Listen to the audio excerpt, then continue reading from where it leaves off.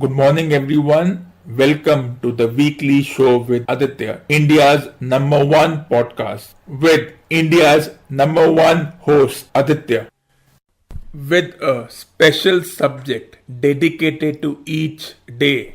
On Mondays, it will be a cricket and hockey special. Wednesday will be dedicated to WWE, and Fridays will be reserved for education and entertainment. In association with Dusra.net, the number one website in sports, education, and entertainment.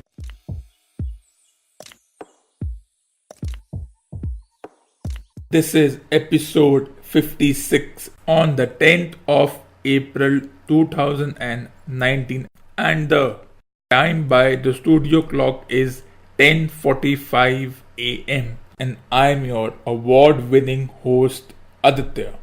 This is a WrestleMania special episode. It was one of the most memorable WrestleMania ever seen. We saw for the first time a winner take all women's main event. The champion would have both the titles on their shoulders, and this honor was awarded to Becky Lynch, who, by virtue of winning the triple threat match, is now the Raw and SmackDown Women's Champion. With another pay-per-view scheduled next month, that is the Money in the Bank, where wrestlers have to climb the ladder and grab the briefcase so that they can cash in at a time and place of their choosing, and with one wrestler having both the championship. That is until now in the women's division. Once the Money in the Bank pay-per-view is concluded and we have a winner, that would make it easy for that individual to cash in and get both the championships at the same time. It was for the first time in 3 years that WWE decided to merge both the championships, as the demarcation between both the brands starts diminishing. There were two memorable matches which would be remembered for decades. Kofi Kingston, after weeks of speculation, made the most of his opportunity to compete for the WWE World Heavyweight Championship. And boy, was he impressive. Overcoming all the odds and doubts on this wrestler, he defeated Daniel Bryan for the WWE Championship. Continuing on that trend, another memorable match was the one between Seth Rollins and Brock Lesnar. Lesnar, who had reclaimed the Universal Championship after Roman Reigns had vacated it due to a personal reason, came up short against a resilient Seth Rollins, though before the bell rang and the match started officially. Lesnar tried to be on the offensive by softening his opponent, but once the bell rang, Rollins did not look further.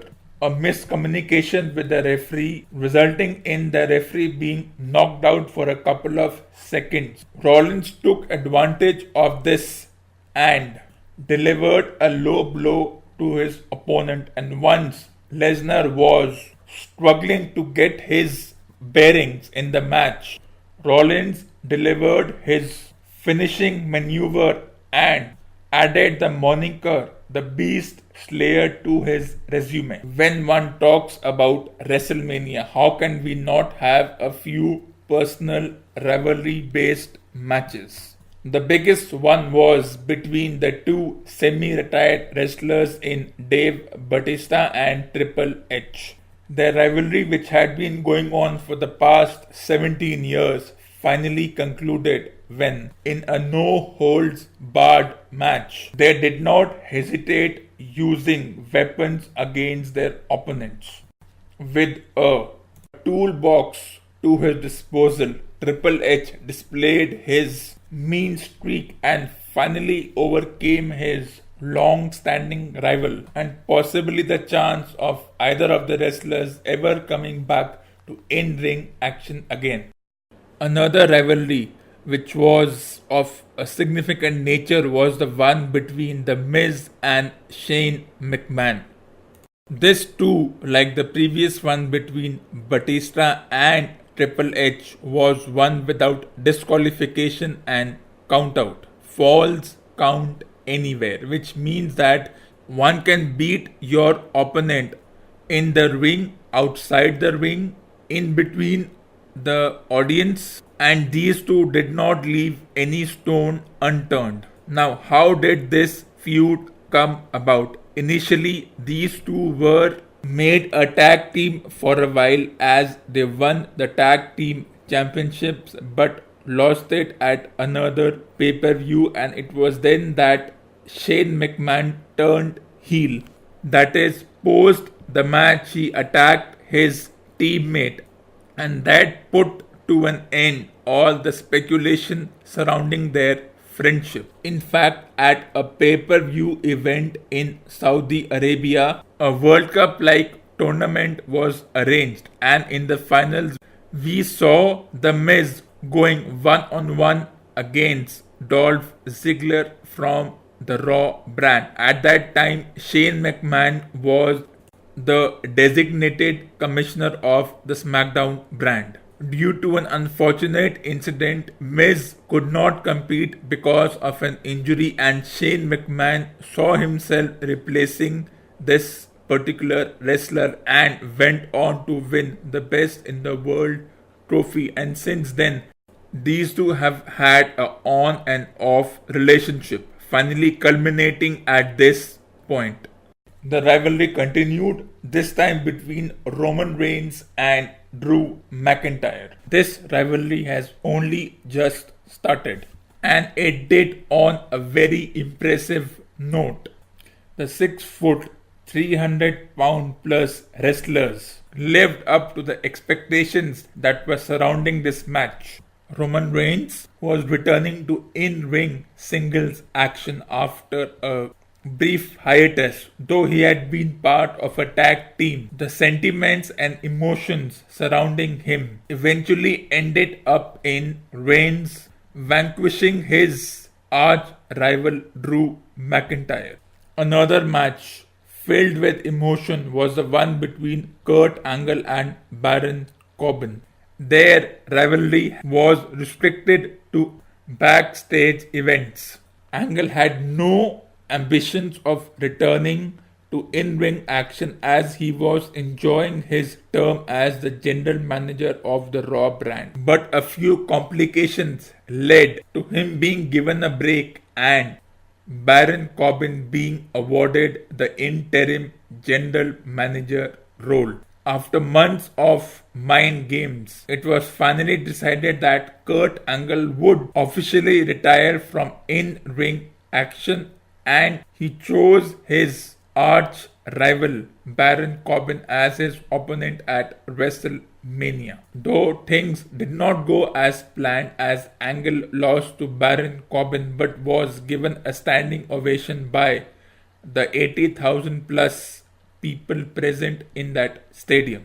Continuing on this, after every WrestleMania event, there are big changes which are made to the Raw and SmackDown brands as far as the wrestlers are concerned. As we have seen for the past couple of weeks, the wrestlers from the NXT development division were given a chance to compete on each brand, and in a couple of weeks it will be clear as to which wrestler will be finalized on which brand. To take the Raw and SmackDown events post WrestleMania to a higher note and continuing on the tradition of winner takes all, a dream match was finalized between the WWE champion Kofi Kingston and the Universal Champion Seth Rollins, though this match was interrupted by another tag team pair. But looking at how it has panned out so far, this match is going to be scheduled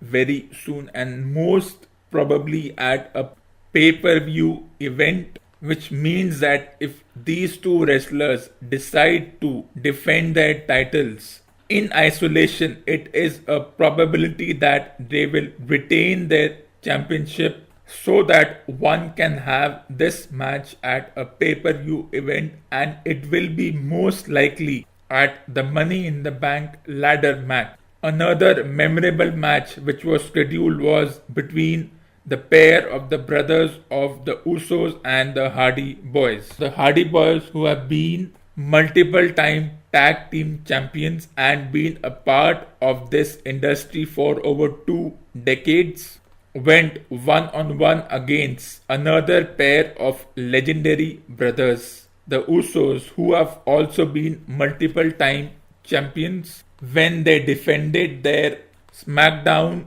Tag Team Championship in a fatal 4-way tag team match. Talking about tag team matches, the women's division had a new tag team champion when the Iconics defeated the former pair of Sasha Banks and Bayley, also in a fatal 4-way tag team championship.